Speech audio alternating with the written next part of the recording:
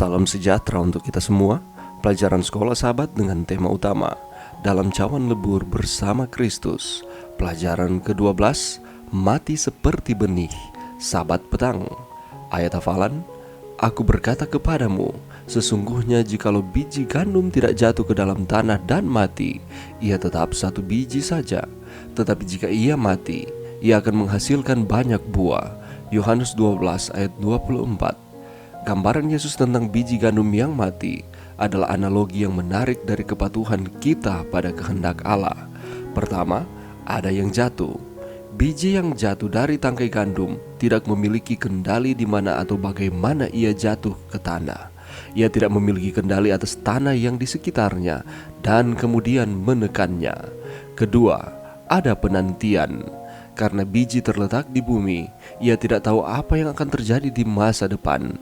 Ia tidak dapat membayangkan seperti apa kehidupan di masa depan, karena ia hanyalah sebutir biji gandum. Ketiga, ada kematian. Biji tidak mungkin menjadi batang gandum kecuali ia melepaskan situasinya yang aman dan nyaman sebagai biji. Itu harus mati, yaitu ia harus melepaskan apa yang selalu ada sebelumnya, sehingga ia dapat diubah dari benih menjadi tanaman yang menghasilkan buah.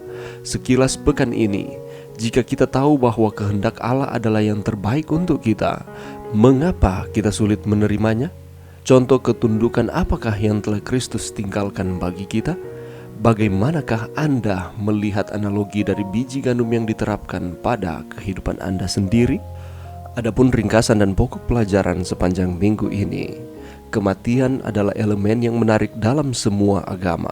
Dalam dunia kekristenan, kematian memiliki dua konotasi. Di satu sisi, kematian adalah akibat dan hukuman untuk dosa. Di sisi lain, hidup kita dengan Tuhan dimulai dengan kematian-kematian bagi dosa.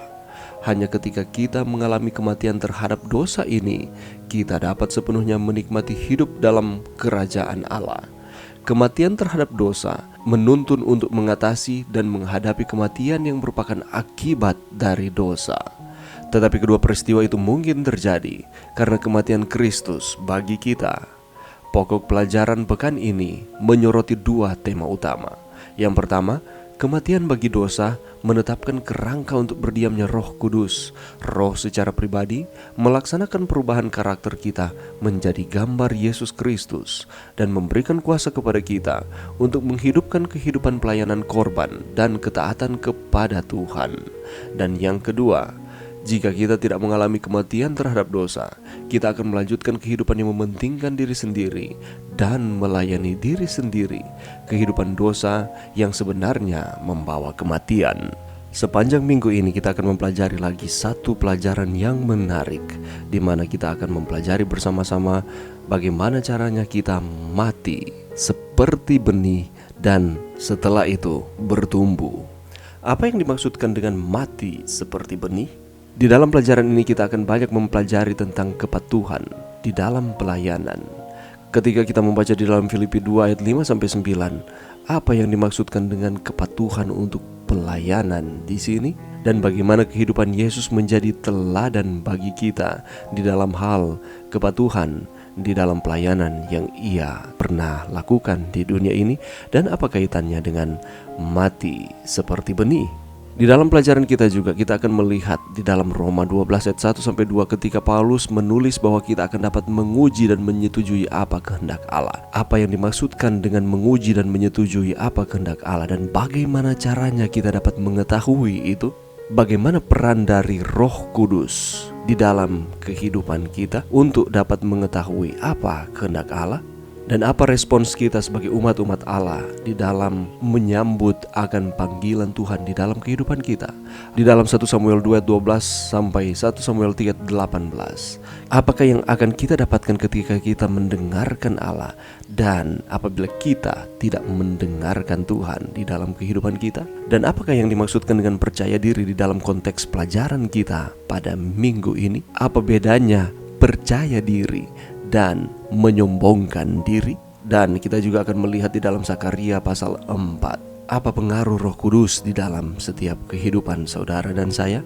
Masih ada lagi banyak pelajaran-pelajaran yang akan kita dapatkan di dalam pelajaran yang ke-12 ini.